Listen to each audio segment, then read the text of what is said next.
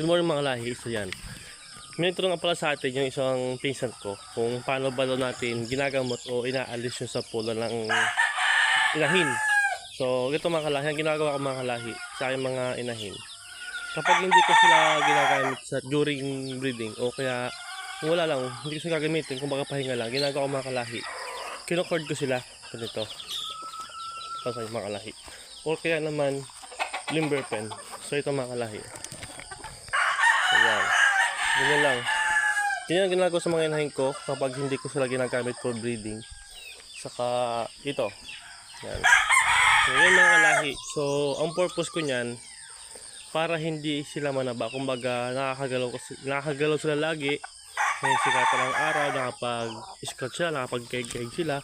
Tapos ang ginagawa ko mga kalahi para wala sa pula. Kung naka-battery cage yung mga manok ninyo, bali, ilimber nyo, i-cord nyo na ng 1 week. Tapos, sa pagkain, bawas lang, siguro mga 30 grams. Tapos, magbigay kayo ng mga vitamins na merong halong L-carnitine na content. Para yung mga taba ng mga manok, ng mga fats, matunaw siya mga kalahi. And then, dito mga kalahi, ang ginagawa ko talaga, ang pagkain ko lang ay 25 to 30 grams, sagad na yun. Okay lang yun na, kunti lang yung makain nila, basta wag lang silang tumaba. Kasi ang isa na yung mga kalahi, kapag tumaba yan, napaka-health ng gamit for breeding.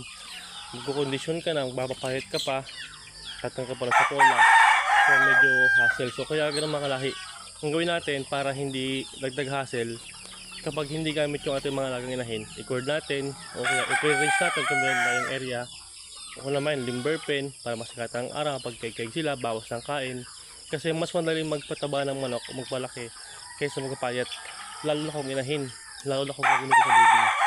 So yun lang mga kalahi, yun lang ginagawa ko mga kalahi. Thank you for watching.